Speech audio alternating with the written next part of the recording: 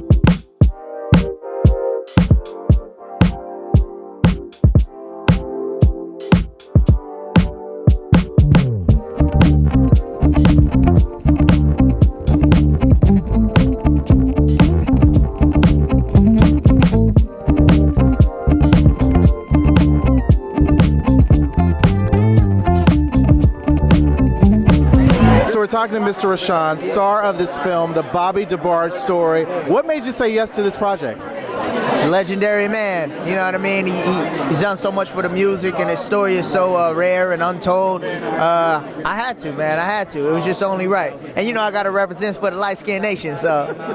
So how did you prepare for this role? Because this is a major, major part for you. So how did you prepare for it? I had to do a lot of research, obviously, and get the real information about him. But really, I just put myself in the shoes and just kind of thought about all of the things that he went through and did my best to tell the story correct, man. Yeah. Now, are you actually singing in this project? Man, I can't sing like Bobby. Nobody can. I'm lip syncing, but trust me, the passion is there. Yeah. What was it like working with Director Russ Paar, who's standing right here? Right here.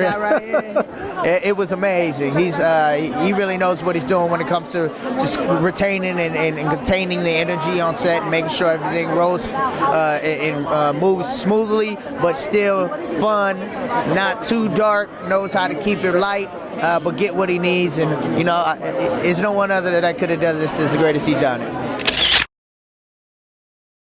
All right, so we're talking with the amazing Mr. Russ Paar. You're the director of tonight's film. What made you say yes to this project? Well, I really felt that there's more of a message in this movie than just the music and an artist. I think the priority about this movie is what children go through, abuse, physical, mental, and I thought that we could send a message out there for all those kids that are voiceless, children that have just been going through so much and they can't tell anybody. Because like in our community, we hide stuff or we'll take care of ourselves. You don't need counseling. You're tough. But that's not what happened with this man. And I'm just hoping that his story will inspire people to get the help that they need to tell somebody. And I think that's what truly is sad about the story, is just a young person that was tormented his whole life. Because of, we're all products of our childhood. And that's why I wanted to be part of it. It was just, I wanted to get that message out. What was it like working with Rahsun Fagan, who is the star of the film? He's playing Bobby DeBarge. I have to tell you something. Rahsun Fagan, and I've worked with everybody from Kevin Hart to Isaiah Washington. He's right up there. One of the best performances, single best performances that I have witnessed and able to touch a little bit. You can't coach that. You can't direct that. That was somebody who came to work, did his research, every nuance that Bobby had. If you watch the video, this guy does every dance move, everything exactly the way Bobby did it. He's just a phenomenal actor. And if you don't walk away and go, wow, this guy's incredible, then you don't know talent. All right, so we're talking to actress Tyra Farrell. Gotta say, been a fan of your work for a very long time, and I feel like we owe you the credit for Melanin Poppin', because you've been melanin popping for a very long time. That was the whole reason for getting in the business. I wanted little girls who had melanin popping and full noses and full lips and dark skin to see themselves and recognize themselves in me. Yeah. So let's talk a little bit about your character. character. You're playing Mama DeBarge. And what was it about this role that made you want to do this? Well, in reading the script, it was very clear what was going on. And I wanted to do it because, like the Me Too generation, we need to talk about child abuse and all types of abuse, you know. And this mother had 10 kids year after year after year. There had to be postpartum depression in there somewhere. And during this day and time, we understand a little bit more about that, you know. So I tried not to judge. When you have 10 children, there's a lot going on. And so the movie speaks for itself. And it's really sad, but we have a lot to learn from it. Protect your children, talk to your children, you know. They are the future. Were you able to talk with her and kind of in preparation for this role? Were you able to talk to her? No, but I did read Edeline DeBarge's book on the other side of pain, and I spoke with Russ. We collaborated together, the director, who is very familiar with the family, so he gave me a lot of insight to what was going on. And then just the words on the page speak for themselves. I mean, it's when you read a script and it reads like a novel, it has all the emotional aspects that you need to use as an actor, and that's what I did. Big, real quick. All right. So how much fun did you have playing Barry Gordy? I mean, this is an iconic role for you, but how much fun did you have? It was cool, man. The whole cast, TVOne, Swirl Films, it was like a family environment, man. So it was real good doing it. Yeah. And what was it like? You know, this is an amazing story about a family that was almost as big as the Jacksons. So what was that like, just being with the other cast members? I mean, it was just amazing to find out the history of Bobby DeBarge, and you know, him being the man behind so many hit songs from El DeBarge and Switch. You know, I think the people are gonna get a real treat out of it. Let's do it. All right, so we're talking to actor extraordinaire Blue Kimball. You're starring as Tommy DeBarge. Yes, sir. What made you say yes to this role? Because this is really big for you. Why would I say no to this role? You know what I'm saying? It's just ironic how this happened. I mean, like I said, we take on roles all the time, but I dressed up as a DeBarge randomly for Halloween, and that's what started the wave. And people's like, "Oh my God, you look just like them."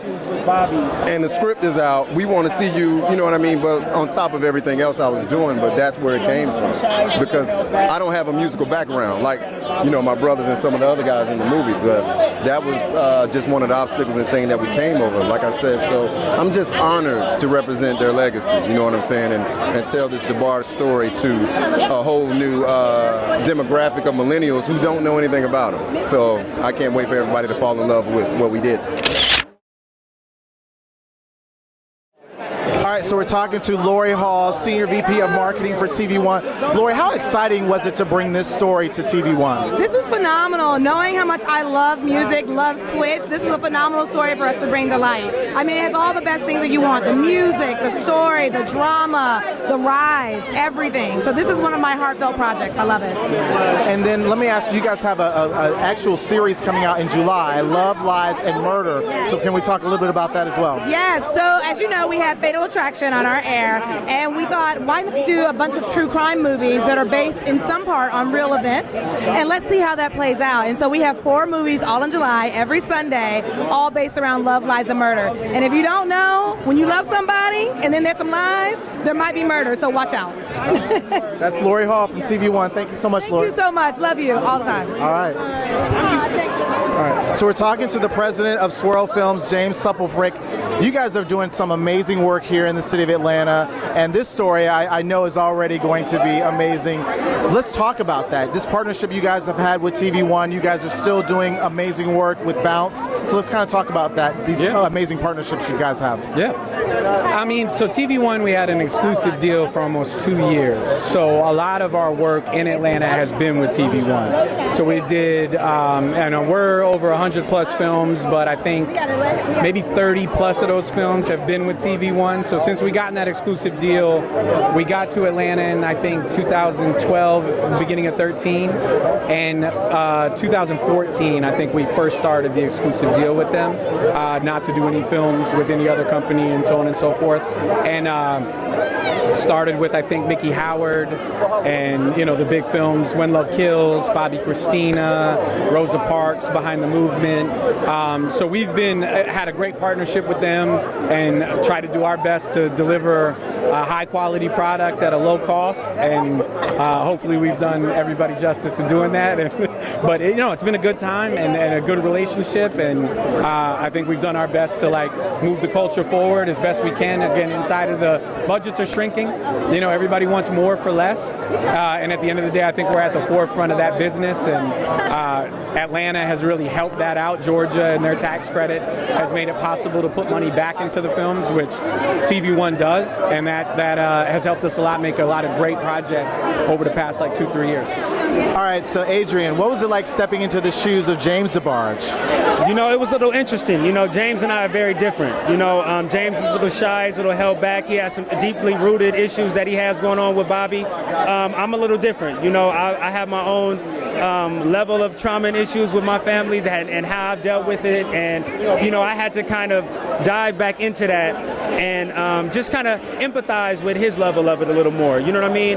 But just kind of sit back in those things that I've gotten over as time has went on, and just to bring that light to the character and how that he may have felt in them times. What was one of the most memorable moments while you guys were shooting that you can remember? Oh man, one of the most memorable moments was probably the deep scene that I have with Rahsun, with Bobby at the end. I mean, it was crazy because we were shooting this crazy, intense scene, so emotional, but as soon as it was over, we would be hugging and we'd have to just go back to cracking jokes. You know what I mean? We just acting a fool. Shooting this dark piece was actually so fun, and I think that was kind of ironic about it. You know what I mean? What was one of your favorite, Bobby DeBarge songs or Switch songs? I can answer that question. Scoot over, Adrian. I would have to say, I'll call your name. I'll call your name because I know what that feels like. You know what I'm saying? I ain't worried about nothing else. You know what I'm saying? Even though I love love and I love the sunshine, I'll even take the rain right now for you. You know what I'm saying? Yeah. Adrian Marcel, congratulations, man. Thank you so much.